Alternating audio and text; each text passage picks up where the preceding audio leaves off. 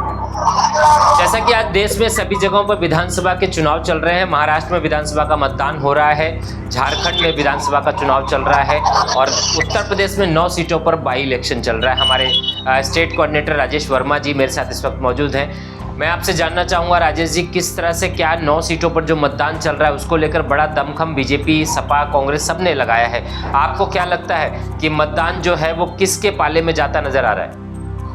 जी, सबसे पहले तो मैं राजेश वर्मा चाणक्य न्यूज रिवर को नमस्कार करता हूं। आज यूपी में 9 विधानसभा सीटों पर उपचुनाव चल रहा है और इस वोटिंग में सत्तारूढ़ बीजेपी और विपक्षी समाजवादी पार्टी के साख दांव पे लगी हुई है।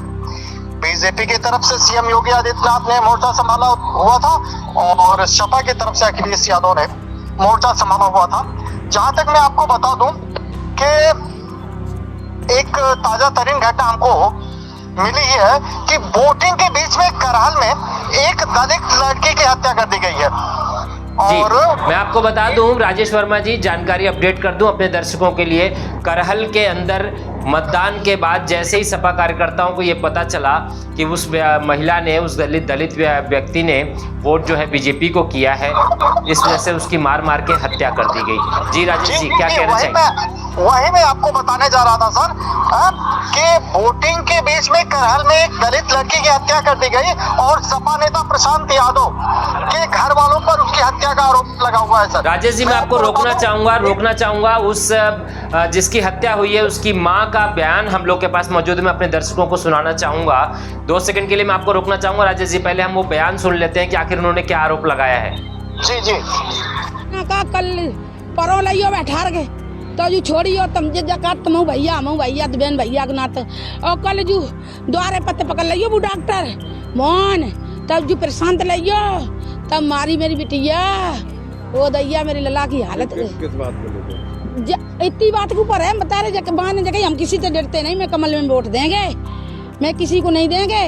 बहाने कही तू दुरगिया है तो चुरगिया बना दी, कल वोट डाल के देख ली तू मैया की लाल और बस जाए पकड़ लिया। मैं जब विश्वास मत माय नेताजी के द्वारे वारे बेटी हुई है पार के दे बेटी राती ओ मैया मेरे लला कायला हो जाना है। राजेश जी, ये वो बयान था जो उस महिला ने लगाया है। उनका साफ साफ कहना है कि सपा नेता जो प्रशांत जी हैं उनके कार्यकर्ताओं ने ये हत्या की है। क्या कहना चाहेंगे राजेश जी?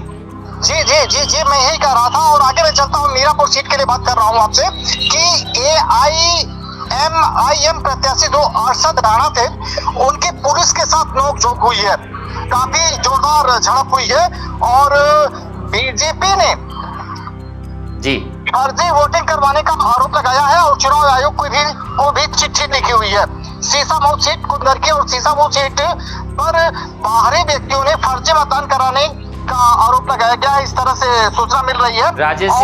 राजेश जी, मेरा अगला सवाल आपसे ये है कि सुबह से हम लोग मतदान पे निगाह बनाए हुए हैं। उत्तर प्रदेश में कानपुर है, करहल है और गाजियाबाद है। कई जगहों से हमारे पास ये खबर निकल कर आ रही है।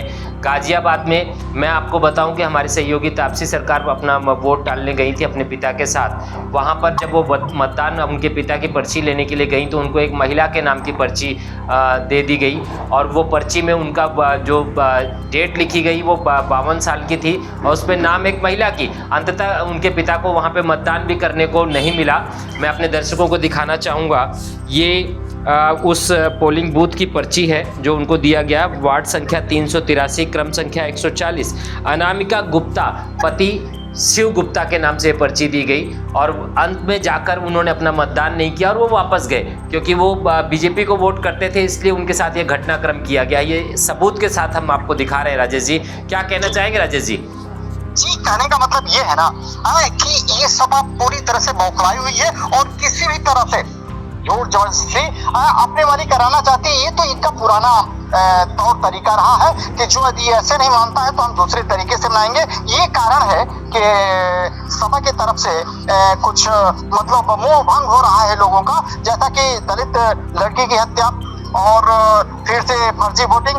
ये तो सभा की पुरानी आदत है, इसके बारे में बहुत कुछ कहना बाकी नहीं है, सभी लोगों को इसकी जानकारी है। लेकिन इस बीच राजेश जी मैं आपको रोकना चाहूंगा। मेरे पास एक बड़ी खबर निकल कर आ रही है कानपुर से। कानपुर में लगभग 200 लोगों ने मिलकर पोलिंग बूथ पर जमकर बवाल किया है और उन्होंने नारेबाजी की है सपा के खिलाफ। उन्होंने ये कहा कि रामपुर नहीं, ये कानपुर है, यहाँ पर हम वोट डालेंगे तो डालेंगे। मतलब जी, समाजवादियों की गुंडई हर जगह देखने को मिल रही है, क्या कहना चाहेंगे राजेश जी? जी सपा तो एकदम कहने का मतलब यह है कि ये गुंडों की पार्टी बन के रह गई है और गुंडई पे अपना सारा काम कर रही है। यह स्पष्ट रूप से कहा जा रहा है। लोगों को सफाई परिक्षेत्र में यदि हम जाएं तो हम देखते हैं, हम भी घूमते हैं ऐसे, तो हम देखते हैं कि इन लोगों की भाषा शैली कुछ इसी तरह की होती है कि जैसे अराजक तत्वों की होती है। तो ये तो सपा की पार्टी ऐसा कर ही रही है, आज आपको दिख ही रहा है। मैं इस बीच में एक अलीगढ़ से खैर विधानसभा क्षेत्र, अलीगढ़ से जो खैर विधानसभा है, खैर के एक गांव चमन नगारिया में वोटरों ने वोटिंग डालने से बहिष्कार कर दिया है। क्या वजह रही राजेश जी उसकी?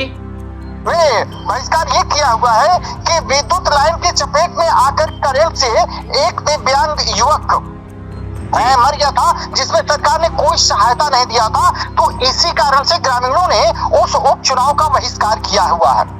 जी जी राजेश जी, चलिए आप इन चीजों पर निगाह बनाए रखिएगा, फिर लौटेंगे हम आपसे और चर्चा करेंगे। तब तक के लिए बहुत बहुत धन्यवाद आपका। जी मैं आपको बताना चाह रहा था कि 11 बजे तक वोटिंग का प्रतिशत क्या क्या रहा है। खैर यदि आप रोक रहे हैं तो कोई बात नहीं है, यदि आप चाहें तो मैं राजेश जी वोटिंग प्रतिशत पे हम लोग आगे चर्चा करेंगे। फिलहाल अभी के लिए बहुत बहुत धन्यवाद आपका। धन्यवाद सर। लगातार भारतीय जनता पार्टी वालों की गुंडई चल रही है और जहां जहां उपचुनाव हो रहे हैं वहां पे पूरा शासन प्रशासन एक भारतीय जनता पार्टी के एजेंट्स की तरह काम कर रहा है। और हमें देखने को मिला है और मीडिया में भी बहुत सारी इस तरह की न्यूज सर्कुलेट हुई है और हमारी पार्टी के कार्यकर्ता बूथ अध्यक्ष लगातार संपर्क में हैं और इस तरह की बातें बता रहे हैं।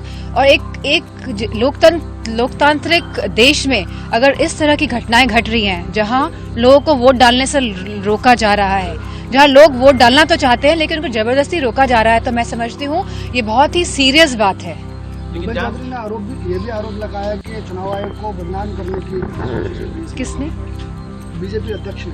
मैं समझती हूँ क्योंकि ये लोग हार गए हैं लोकसभा चुनाव और कहीं ना कहीं भयभीत है, इसलिए पूरा प्रशासन का प्रयोग कर रहे हैं और ये प्रशासन की ही तरफदारी करेंगे। लेकिन ये जनता जो वोट डालने के लिए जा रही है लगातार लाइन में लग रही है और जिस तरह प्रशासन और जो पुलिस वालों की जो लाठियां बेचारे खा रहे हैं, तो मैं समझती हूँ भारतीय जनता पार्टी इस बात से जान जाए कि आने वाले समय में जा रहे हैं, जितनी भी कोशिश कर लें अब वो रुकने वाले नहीं हैं। निष्पक्ष मतदान के पक्षधर हैं और सुचारू रूप से प्रक्रिया चल रही है।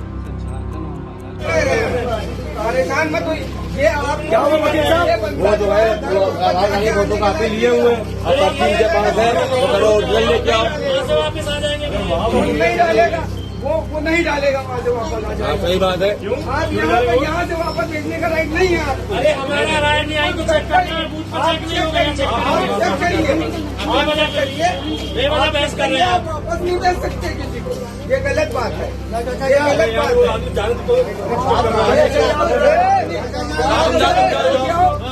गलत बात ये हमारा काम